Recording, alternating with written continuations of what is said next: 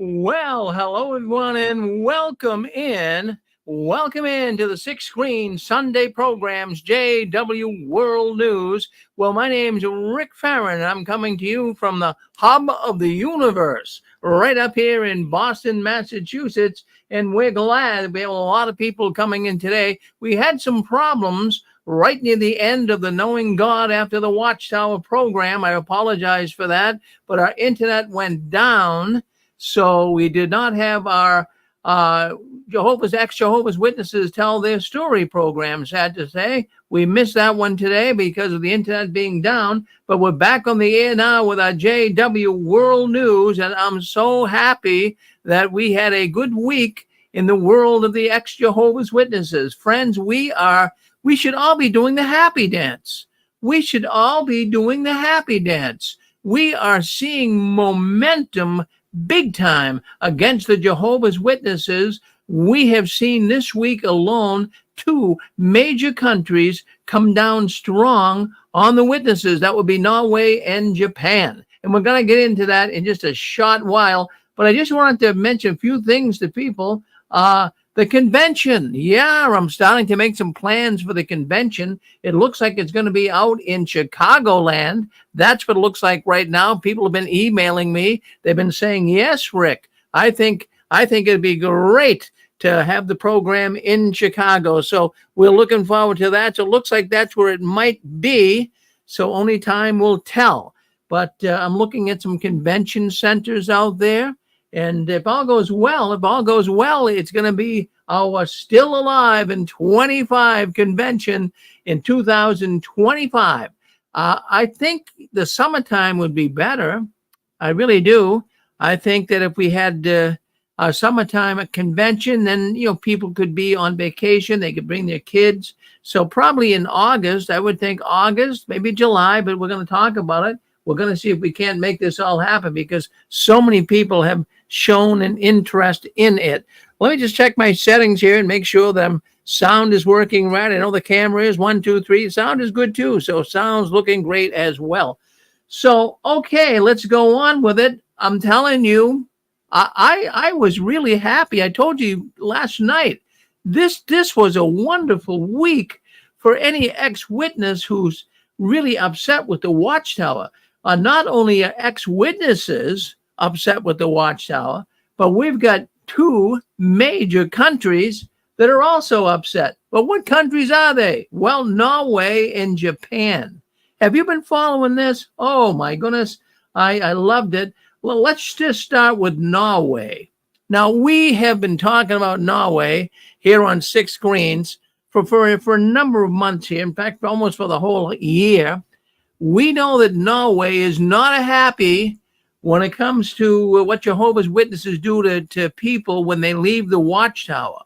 Norway hates the fact that Watchtower shuns. Jehovah's Witnesses shun one another. Each one, if they're disfellowshipped, they're disassociated. So we know that happens. So Norway's upset, but more so with the shunning of children, the shunning of young people. Watchtower is really doing a job in Norway. They hate it. And they've been clamping down on the witness movement. In fact, to the point of taking close to $2 million away in charity each year from the Watchtower. Now, there was an article in the Norwegian newspaper that I really enjoyed reading. It was quite an extensive article. I'm not going to read you the whole article. I'm just going to paraphrase it. But what caught my attention is you get both sides of the story here. You get the Watchtower side of the story on Jehovah's Witnesses, and you get a slanted view of their position on shunning. And then also you have a man that is an ex-Jehovah's Witness, and he also is in the article, and he speaks up quite a bit as well, and we'll get to him in just a few minutes. But Peterson, a man by the name of Jorgen, I guess you pronounce it Jorgen. It's Jorgen, Jorgen, I guess, Peterson. So Peterson, he's a big wheel for the Watchtower over there in Scandinavia. And he speaks up in the newspaper defending the witnesses Of course, they're trying to get the Norwegian government to give them the $2 million a year that they really want, but Norway is not budging on that. But what it is the Watchtower is being interrogated by the country of Norway in this newspaper. And the country of Norway is accusing the Jehovah's Witnesses of kind of inculcating or indoctrinating or making people join their religion. And once they join, they can't leave. So Norway is inquiring into this. So this man, Peterson, who's a high official at the Watchtower in Scandinavia, he comes back, he says, we believe that those who worship God must do so on their own free will. Well, Brother Peterson, you know darn well that those who want to worship God, it's a Watchtower. I mean, you're making it sound like God, but you're trying to say that people are joining the Watchtower on their own free will. And we know that's a lie. And then it goes on to say, become a Jehovah's Witness is therefore a voluntary and informed decision, and we do not practice infant baptism. So he's making a statement here to the Norwegian government that, when a person becomes one of Jehovah's Witnesses, it's voluntary, and they make an informed decision. Friends, do you know what the definition of an informed decision is? Have you had to make a big decision in your life? Did you ever have to buy a car or sign a contract? You had to make an informed decision. You had to stop and think about it and think about all the aspects of it before you signed on the dotted line. But really, the Jehovah's Witnesses make an informed decision when they become one of Jehovah's Witnesses? And what about young children? Now, we heard just last week a young child, 5 years old, got baptized in Jehovah's Witness religion. Now, was that 5-year-old little kid, were they informed? Were they making an informed decision? And then even for Peterson, the Watchtower official, in the same sentence is saying it's voluntary and people become Jehovah's Witnesses on an informed decision. In that same sentence in the newspaper here, he says, and we do not practice infant baptism. See, he's trying to get ahead of the game here.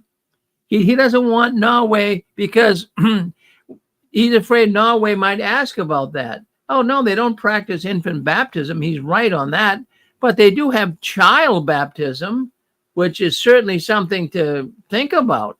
I think being a child being baptized in a Watchtower is worse than, say, an infant being baptized in the Catholic Church. Really. Now, the Catholic Church is kind of ceremonial. It's like sacramental. It's like a big tradition in the church to have infants baptized. So when a little infant is baptized in the Catholic Church, I mean, they know darn well that little infant, they're trying to make it Catholic, but they're not having the little child make some type of a unbreakable contract with the Catholic Church. But when a little child, let's just go with what Randy, when he called the program last week, Randy M., he called the program and he said a friend of his went to the assembly. I don't know where it was. I think in Oklahoma somewhere. But a friend of his went to the assembly and a little 5-year-old person, a child, I don't know if it was a boy or a girl, was baptized, 5 years old. So now stop and think about the ramifications of that little child. He came forward, he got baptized. Now that is a binding agreement. That is a binding agreement. So, nothing's going to happen, even if he did something wrong at 5, 6, 7, 8, 9 years old. I don't think the Watchtower is going to come down too heavy on him. But let's say that little child's 14, 15, and maybe he smokes a cigarette. Maybe he had a girlfriend he went a little bit too far with. So now the Watchtower can come down like a ton of bricks on this guy. When he basically signed the contract when he was 5 years old. So you see, it's more dangerous being baptized as a Jehovah's Witness as a child than it is being baptized as an infant in the Catholic Church. It's just unbelievable. And then this Peterson man, the official from Scandinavia for the Watchtower, well, he comes out and he also says that, for a person to be baptized into the Jehovah's Witness religion, one must have first a conversation with the Congregation Judicial Committee, which consists of at least 3 elders. All right, we know how that works, right? Remember when you got baptized, you had to sit down with the elders and they would ask you some questions and you'd answer the questions, and then they would kind of converse and see if you're ready to be baptized.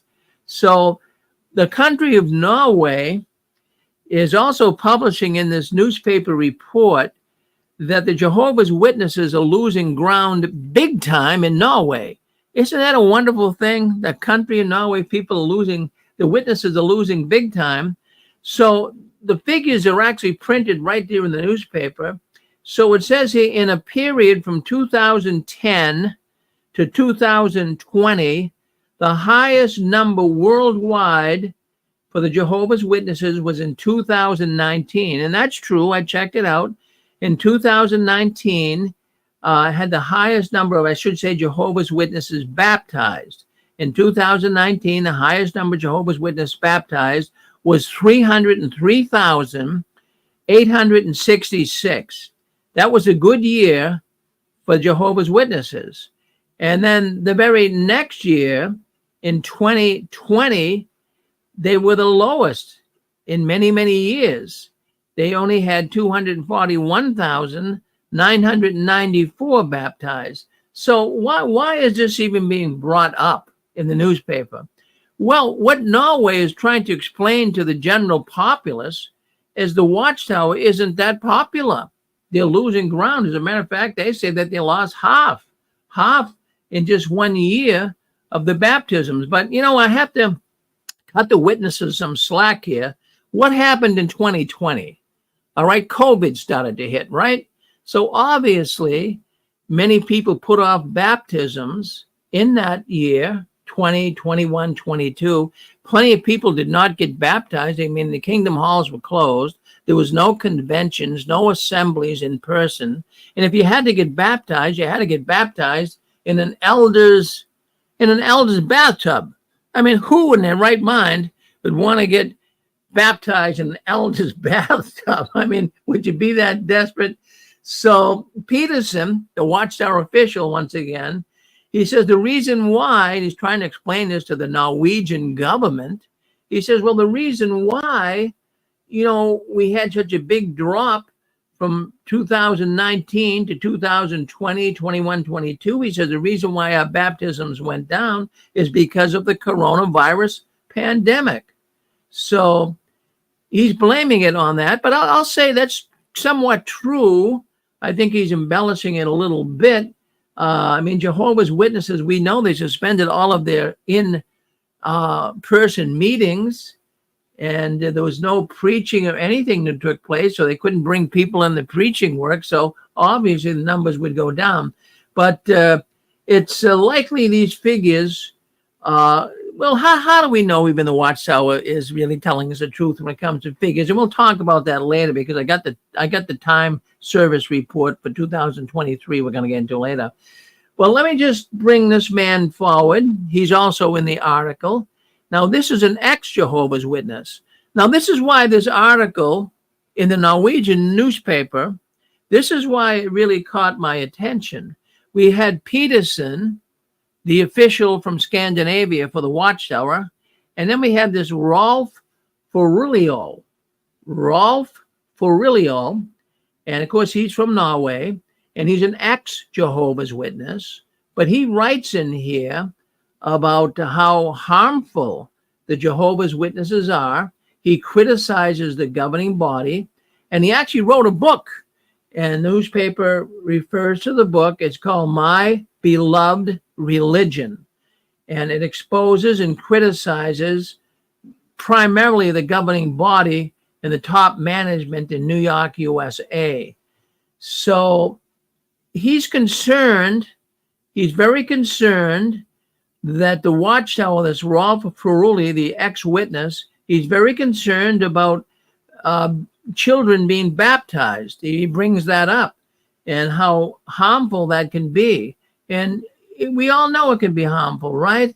And, you know, he also what Feruli, the ex-witness, brings up as well is he says one reason why they're they're losing baptisms and losing strength in Norway, it's not just because of the pandemic, as the Watchtower suggests. He says it's because of the quality of ministry, their sermons at the door, the way that they preach. He says it's not the same anymore.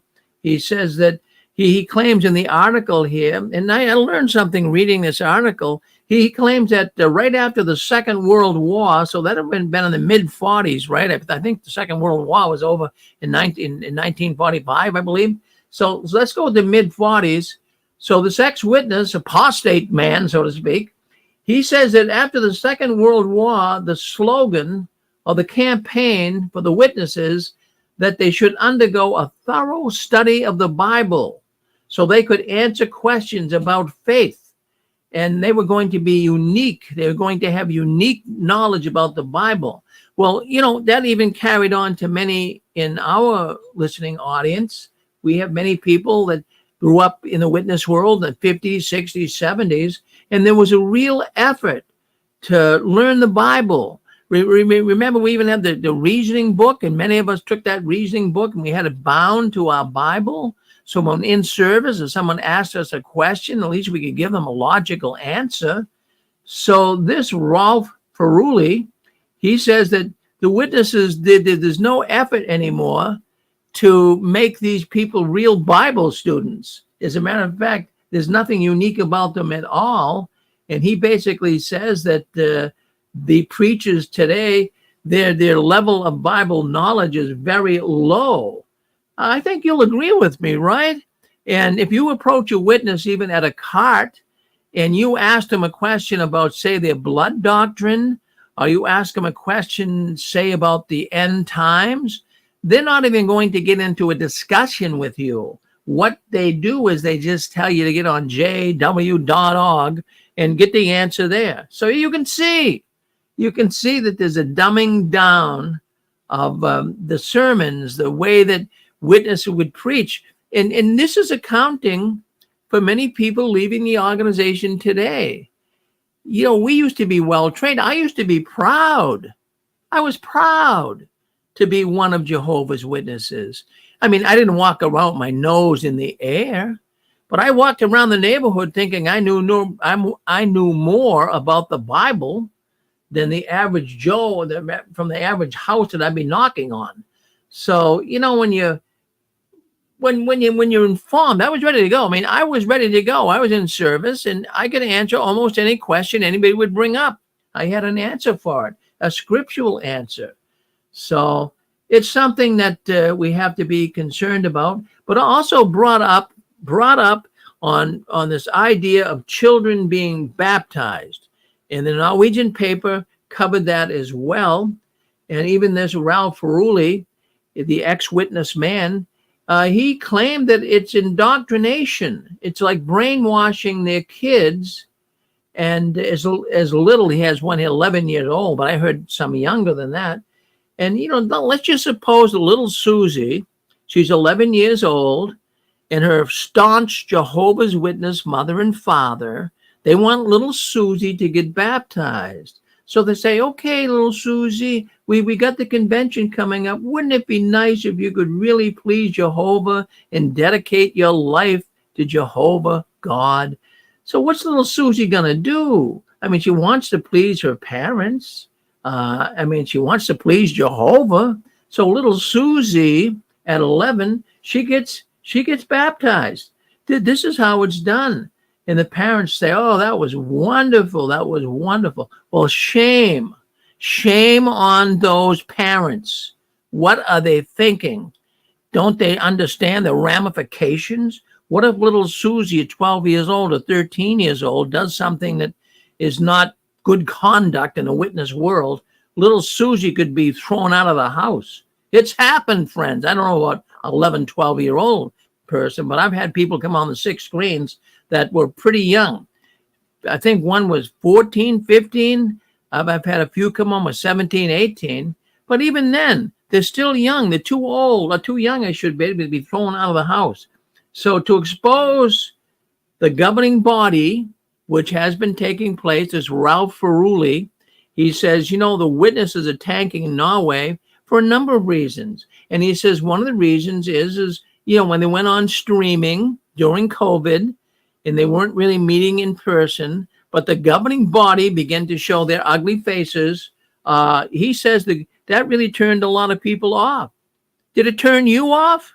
Were you listening to the live stream? Now, when I remember when I was a witness, don't want to sound like an old timer here, but I was in for 50 years. I couldn't name all of the governing body members. I don't think you could either.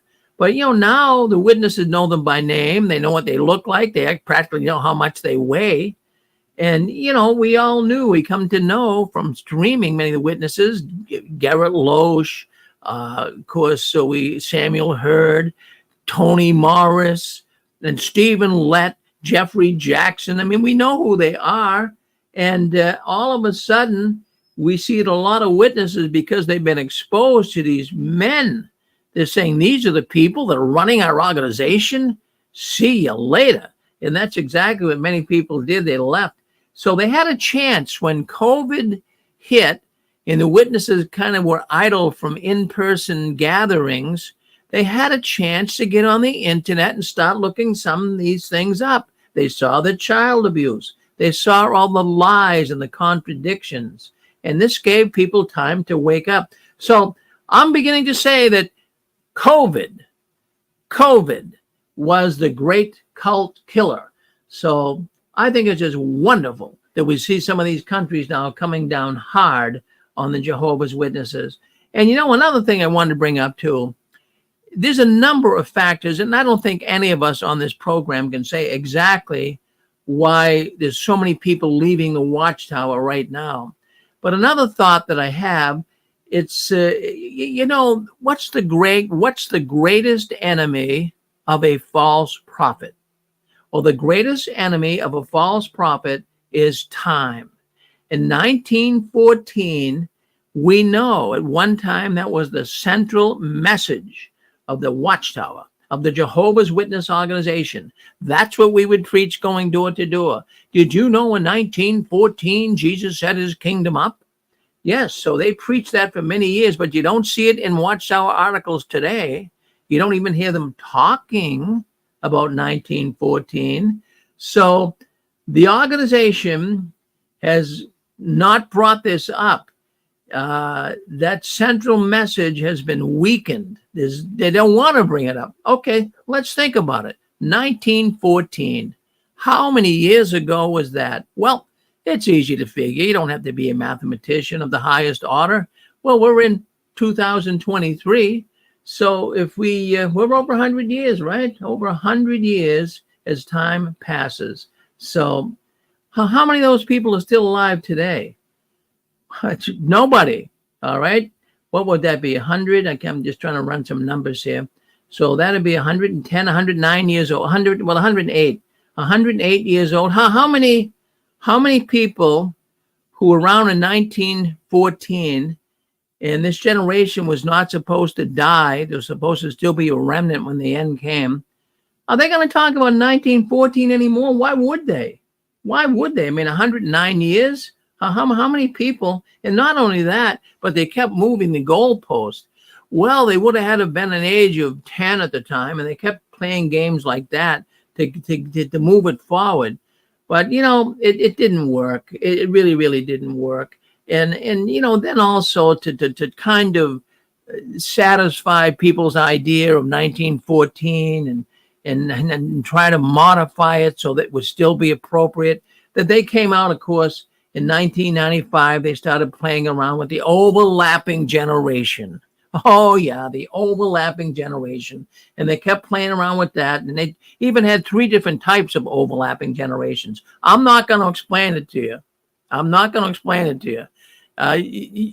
I'm going to tell you what, most Jehovah's Witnesses, I don't believe that any Jehovah's Witness can give you the 3 explanations of the overlapping generation. It's how do you make sense out of nonsense? But have you noticed the zeal has gone? Jehovah's Witnesses' zeal has gone. Now, I have I'm going to tell you, I'll get right into this, but I'm going to tell you why I'm saying this. I'm saying the zeal is gone from many Jehovah's Witnesses. The desire to preach evaporated. No one wants to preach anymore. There's no door-to-door work to speak of. And even the carts, they're not preaching. They're sitting on the beach. They're sitting in a camp yard somewhere. They're not preaching. The desire to preach God's kingdom has evaporated. Let's get real with it. And the door-to-door work, that has just virtually dried up. So why can I say the zeal, the desire to preach, even the way witnesses are behaving lately, it's got me really thinking that many are waking up and smelling the coffee. Yes, in fact, it happened. Well, I tell you what, just 2 weeks ago, I went down to see my father. He lives in Pennsylvania. He's 100 years old. I wanted to go down and see him. And while I was there, I have two sisters. I'll have two sisters that they haven't talked to me for 20 years. They talked to me on the telephone when I was there. They haven't talked to me for 20 years. And one of their husbands, my brother-in-law, talked too. And so I'm also getting emails. I'm getting some of my witness relatives call me up. So, I mean, is it safe to say the zeal has gone? Is it safe to say that many witnesses are waking up and smelling the coffee? I think it is. I think it really, really is. And I'll tell you what, that's why I'm so happy. I'm so happy. But it's a different organization. As a matter of fact, I'm going to go with the term. Hello. Yes, you want to say something? Go ahead, Joe. Hello, Rick. Yes. I'm so glad that that's happening. I'm so glad you're getting some people responding to it. Yeah. That's beautiful. Well, I'll tell you why some people are waking up too, because they're finding out that Charles Taze Russell was a Zionist from early on. And frankly, he was just working hard to secure slaves for the Zionist movement. And that's all he made. You know, they came up with a religion that basically tricked people out of, faith in Christ, so to speak, and into an army to support their movement. And this is so common now that people are finding that out. And I think so many are a little bit disappointed that they've been used like that. That's how I feel. Well, I think your feelings are correct. I mean, we do know that, all you have to do is listen to some of the broadcasts that we've had in the past, how Russell, is connected with the Illuminati, right? Well, yes. I mean, he was a family member, the Russells, and what I think it was of the which college? Yale. Yeah. And he rubbed shoulders with the others like that, and Rothschild kind of liked what he was doing. And Russell was pushed for a homeland for the Jews. He felt that was very important for him to do that. And Rothschild said, "You're right. It's a good thing. We got to do that." And take and basically turn the Catholics over to supporting it, and destroy faith in Jesus, and then get people basically to be a very obedient army in support. So to think about, they preach so much being not political, and here we're so disgustingly political by pushing for something like that. Used us. Well, no, what you're saying, you know what it is, Joe, and of course you guys are really hopping on the trail and sniffing out everything you can about the witness movement.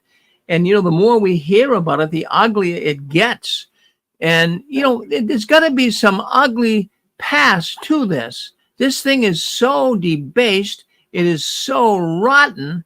This has been going on for years. There has to have a beginning. And I'm so glad that you and others are doing research on this and it was rotten in the beginning. It was rotten in the beginning. Yeah. So this idea, And see, they were very hopeful for it. For them, it was an exciting, in their minds, for Russell and others, it was kind of like an exciting awareness or revelation that the Jews should have their land back.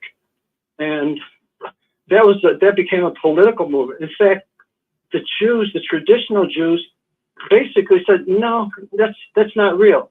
That's not our history. Our history is otherwise.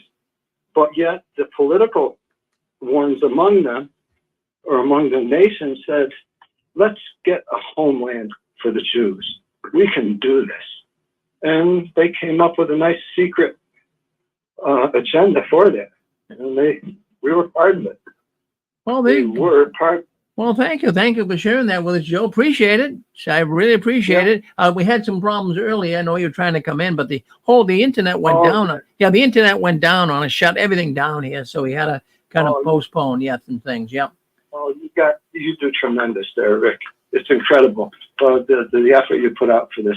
We truly appreciate it. Well, I know you do. Well, it was so nice to talk to Susan. Yeah. Too. Yeah, no, she's coming around on us. She's coming back. She's being resurrected. She's getting to be a new woman. She's getting really good. So we're so happy for that. We really, really are. Thank you, Fran, and thank you, Joe. Good thoughts on that. Yeah. Well, even as Joe was talking there, you got me thinking. They never. The Watchtower doesn't want to bring you to Jesus, right? They want to keep you as far away from Jesus and real Christianity as they possibly can. And I think that's one reason why they kind of dumb their ministry down so much.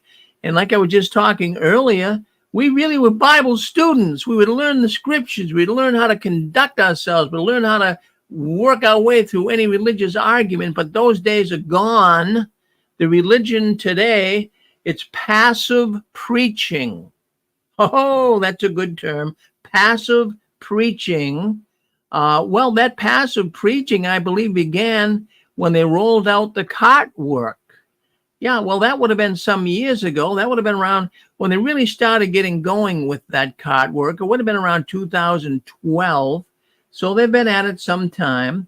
But that is a passive way to preach. That's a passive form of trying to preach their message. Now, let me tell you, their message, you can poke holes in it. We know that. I mean, that's what we discuss here on Sunday. So their theological teachings, their theological explanations are incorrect on almost everything. They hit the nose on a few things, but a lot of things they do, it's way off base. But, that's why I think, too, they don't want the witnesses really learning too much about the Bible. They'd just rather have you go to jw.org and we'll take care of it. Because the more you learn about the scriptures, the more you learn about the real truth from the Bible, you're going to say, I don't want anything to do with the Watchtower. So passive ministry, that's what it's all about today. Now, the other reason why I'm happy, of course, I'm happy most of the time anyways, about talking about the Watchtower, because I see things happening. I always wasn't like this. I mean, I've done this program now for 18 years, but in the beginning, we weren't getting any points on the school board. I mean, this organization was growing exponentially. It was big time. And it was very discouraging. Imagine doing a show on the Watchtower and the thing is growing like out of control. And we all know that happened right in the late 90s really is when it really took off. I mean, and then of course it started dwindling around the turn of the century. But anyways, let's talk about Japan. Now, Yahoo Japan. Well, we all know Yahoo, but Yahoo Japan is basically the most prominent news page in Japan. I didn't know that. I mean, most Japanese, I guess, get their news from Yahoo than any other source. Now, what Japan is coming down on the witnesses for, they're learning now about the rampant sexual abuse that exists in the Watchtower, and it goes unreported and it goes unnoticed by most governments. In fact, even the Japanese government, they admit that they didn't know this was going on. So now what they're doing is they're interrogating the Watchtower. Isn't that nice? Interrogating the Watchtower. Now, they brought up 100. This is in a Japanese newspaper as well. I had to do like Google Translate, and it gets a little fuzzy around the edges, but I'm trying to get through it. So from what I understand here, 159 cases of minors in the newspaper here were sexually assaulted by believers. So in other words, in the Jehovah's Witness religion, the other Jehovah's Witnesses were the ones that were abusing these minors. And I'll tell you, Japan is not happy with this. They're trying to, Japan treats their children with a high level of respect. Now, I'm not saying America doesn't, but Japan really does. They take stock in their children, and they don't want their children being subjugated or being involved with any organization, anything that's going to really hurt the children in Japan. So the watchtower is being closely scrutinized in this country. And one of the reasons is because of activists like you and me. Yes, because activists had brought it to the attention of the Japanese government what was going on and is going on in the Jehovah's Witness religion.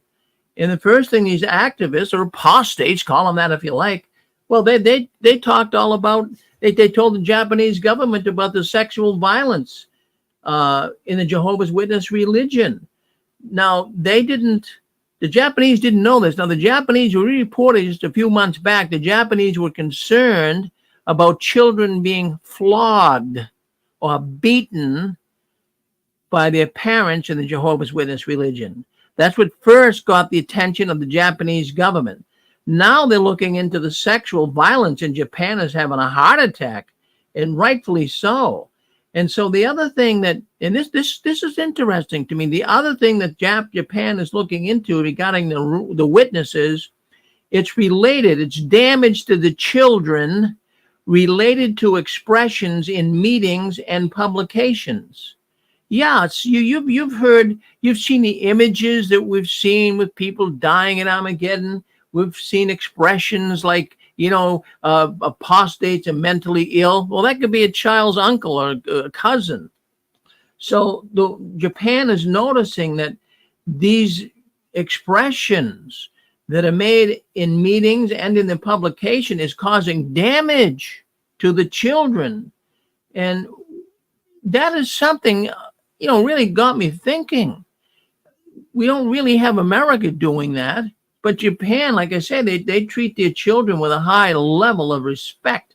So they're very unhappy with the way the Jehovah's Witnesses are treating the children.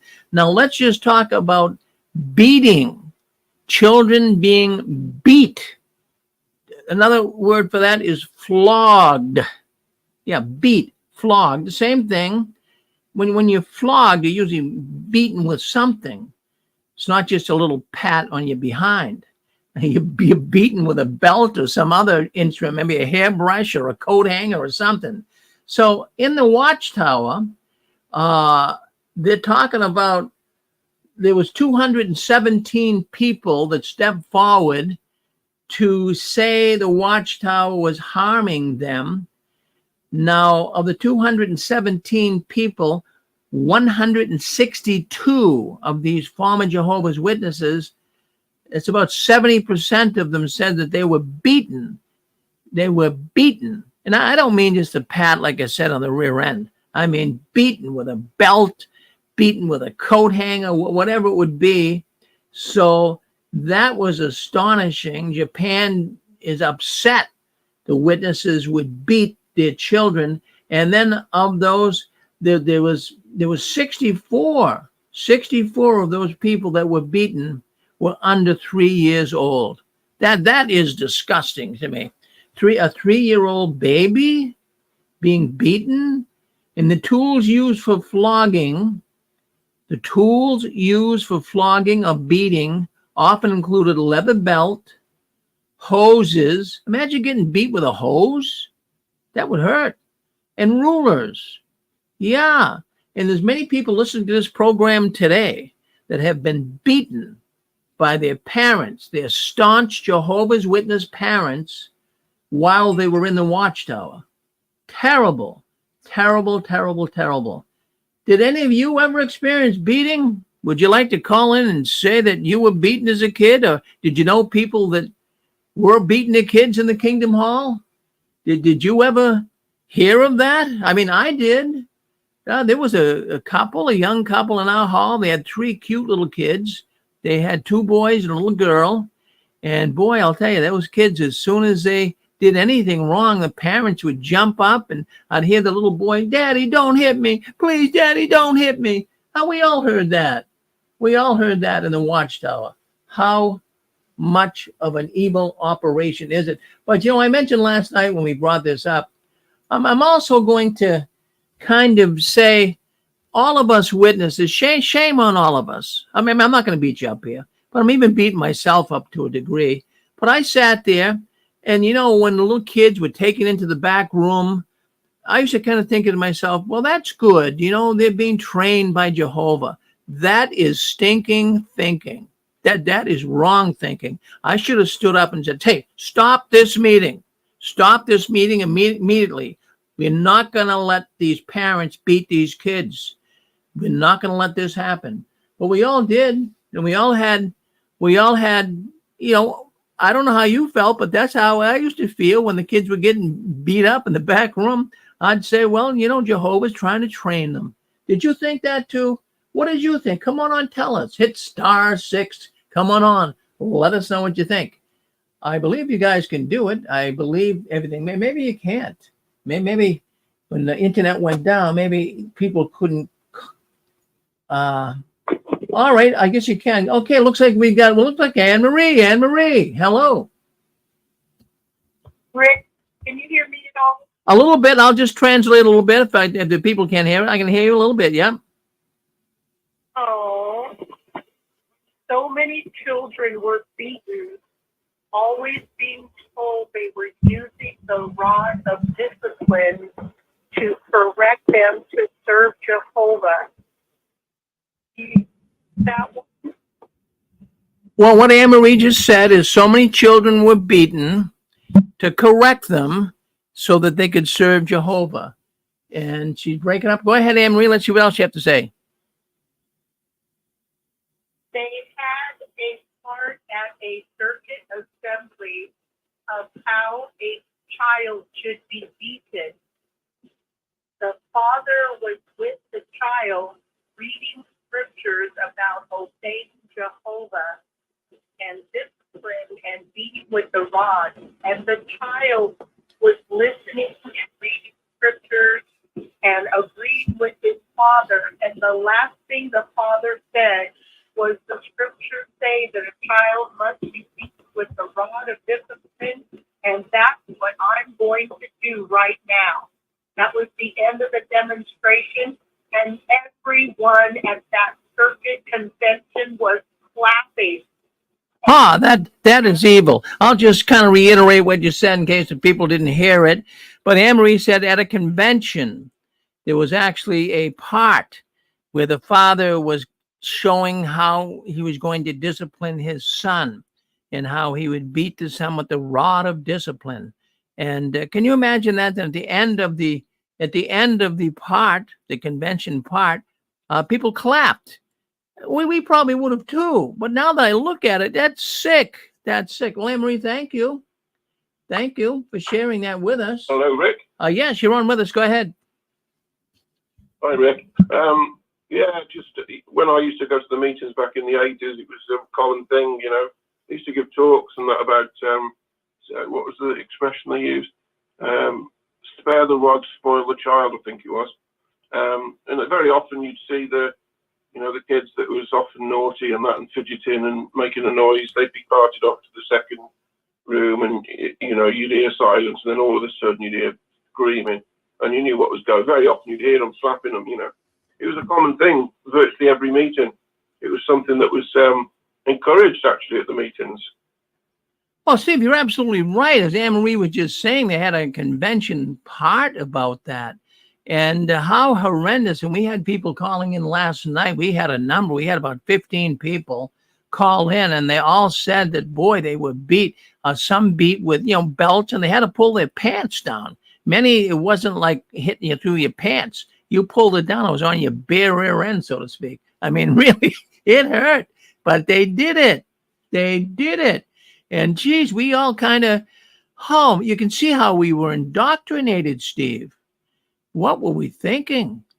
Boy, oh Yeah. boy. Can I make could Yeah. I make a comment about the figures you mentioned earlier? Yes, go ahead. Yeah. You know, they mentioned about the figures of the numbers getting baptized. Well, that's not worth the paper it's written on because, well, for several reasons. But you know, my mum and dad, they used to live and work just outside Mill Hill in London, which was where the headquarters used to be. And their congregation used to house some of the Bethelites. And they became very friendly with a number of them. And one or two of them were quite high up, you know, they were very well used and they were high up there. And they got friends with a guy called Peter Ellis. I think he's dead now, but he was quite a high official in the Watchtower. And, you know, mum and dad would invite them around for dinner and things like this, and they had conversations with them. And once Peter Ellis said to my mum and dad that, you know, it's all very well saying how many people are baptized, but we need to be concentrating on how many people are going through the back door. And because you'll never hear that. You'll never hear how many people have been disfellowshipped or have left. It just doesn't get advertised at all. And even if it did, that wouldn't really be a true, these days especially, it wouldn't be a true representation of the figures because there's so many, what we now call PMOs in there, physically and mentally out. So these figures are just worthless. They're just something that they grasp onto to try and push the positiveness of what they believe. But it's nonsensical. There is a saying, and it is true in some aspects, that numbers never lie. But in this case, they do lie because it's not a true representation of what's happening in the Watchtower. I would suggest that there's more people leaving, whether that's physically and mentally, than there are people being baptized. And of course, nowadays, they're concentrating on the youngsters. Like you've already said, in the past, youngsters weren't, people didn't concentrate on the youngsters. In fact, at one time, it was frowned upon to get married and have kids, going back a few decades.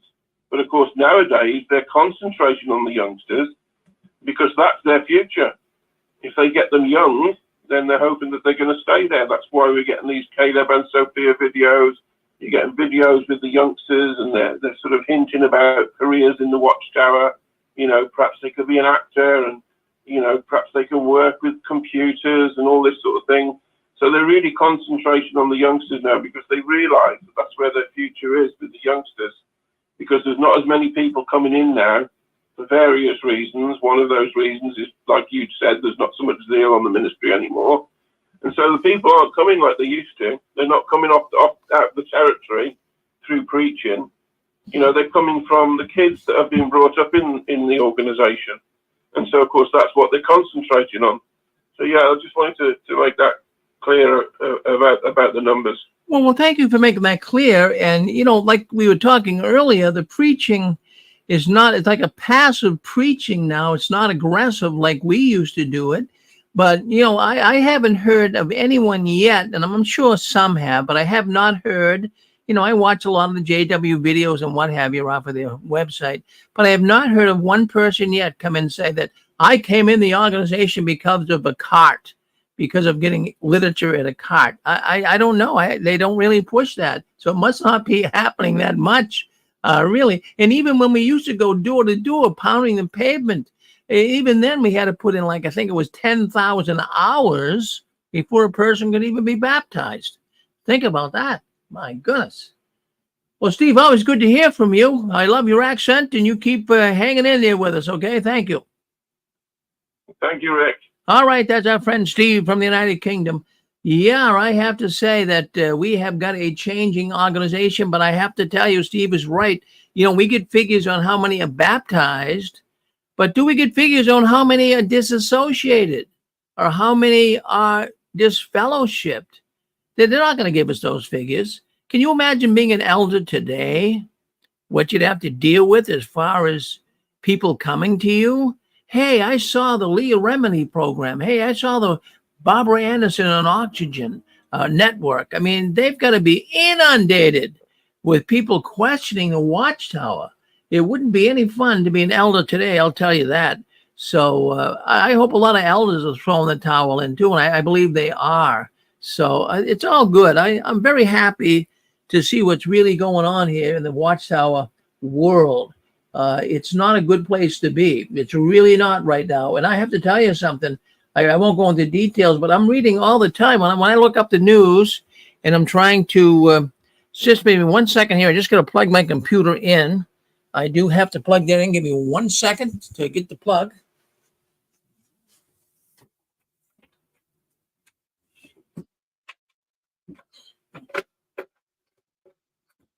Here's 1 second. I can plug this in. I don't want the computer to go out on us. All right, good. All right, I've got 6 computers running here, so once in a while I have to double check them and make sure everything is up to speed. But yeah, what I wanted to say is there's a lot of people leaving right now. There's a lot of people leaving. In fact, it's not. I'm not just looking through rose-colored glasses. A lot of people are leaving, including my relatives talking to me that haven't talked to me in 20 years. I mean, where do you go with that? They wouldn't talk to me. I mean, I'm an apostate of a high order here, and they know it. But some of them actually have seen me on Facebook and the 6 screens, people calling in, and see you guys even help them. They love to listen. All the people love the callers. That's what I get. I get messages all the time. Oh, we love the people calling into the 6 screens, Rick. It really is wonderful to hear all these people. So don't you ever give up on that. I love it when you guys call in. And lately, we get a lot of people calling in, especially on Saturday night, because I'll tell you what, after 18 years, it's kind of sticking a little bit. People are saying, hey, that's where Jehovah's Witnesses come to talk, right here on the 6 screens for ex-Jehovah's Witnesses come to talk, that is, on the 6 screens telenetwork. All right, so let's see what else we get going here. Well, I wanted to talk about that. Let me just move down here. Just see what's going on down here. Yeah, we get some more programs coming up in a while. We don't want you to miss the programs coming up. We have a program. See, on Sundays we do something a little bit different. We don't get into theological teachings on Saturday night. We don't preach. We don't get into it because so many people have been so hurt by the Watchtower that if you even bring the subject of the Bible up, people just zoom. They zoom right out of here as fast as possibly can be. But on Sunday, for those that want to learn a little bit of theology, want to discuss some of the theological teachings of the Watchtower, the Bible, well, this is the place to come. So we do have a program I want to tell you about that's making a big, big hit out there in the Christian world. Even it's crossing over. It's one of our first programs. We've had 189 different programs here on the 6 screens. And this program we call the Christian Court. It's crossing over. And that's what we wanted to do. It's crossing over into the Christian world. Other Christians are making comments on it that aren't even Jehovah's Witnesses. So that is so good. So the Christian Court is coming up next. And what we do on the Christian Court is we have 2 scholars. We have Jay Hess out of North Carolina, and we also have a man by the name of Scott Walton, and he's out of North Carolina as well. And this is a wonderful program. Now, you don't want to miss the program today. What we do is, in the world of Christianity, we all have peculiar questions. Now, for the most part, they're not salvation questions, but we have questions, and sometimes the answers differ. We're looking for answers. Now, in the Watchtower, we were never able to do that, were we? We could never really do that. You could question the Watchtower, but don't question their answers. So here in the court, coming up next, we have the peculiar questions. I mean, the Jehovah's Witnesses say if you sin, if you smoke, you're going to be disfellowshipped. Is smoking a sin in the real world of Christianity? We're going to talk about that today. And of course, the witnesses, they always talk about materialism. So what are the signs that a Christian must watch for that he's not falling into the trap of materialism? So we're going to be discussing that today in the court. So don't go anywhere. Stay with us. The court's going to be up in just about 5 minutes or so. But it's so neat. It's so neat to be able to come on every Saturday night and every other Sunday and to be able to speak with you folks and be able to talk to you about what's been going on behind the curtains. And we all should be excited. We all should be excited because there's so many things happening right now. This is just an exciting time to be an ex-Jehovah's Witness. I mean that. It always wasn't this way. We should be really excited because I'm going to. Why would you be excited? Why would you be excited as we see the watchtower crumbling? Well, that means that many of our relatives and friends, they'll connect with us. Are you ready for that? Do you know what you're going to say to those people that have been shunning you for 10, 15, 20 years? Now, don't be harsh. Don't be harsh. Be very gentle. Be loving. That's what I'm telling you. I mean, I talked with my relatives a couple of weeks ago that haven't talked to me for years, like I say. But the last thing on my mind was to be harsh and condemnatory. Don't even talk about the watchtower. Just be glad that they're talking to you now. And, I think that hurts them more than it hurts us. Have you ever thought about that? Imagine if you haven't talked to your father, your mother, your sister, your brother, if you haven't talked to them for 20 years, and all of a sudden you say, gee, I was wrong. I should give them a call. Don't you think that's a hard call to make? What do you think is running through their minds? That has got to be really difficult to do that. So you have patience, and we're all going to be hearing as this watchtower crumbles. You watch some of our friends and relatives that haven't spoken to us for years will all of a sudden say, something, I'm going to call my brother. I'm going to call my mother. Won't that be a wonderful thing? So that's why I get excited. When the watchtower breaks families apart, that is one of the most evil things that you can do to a person. The family is important. Your friends are important. That's the essence of life.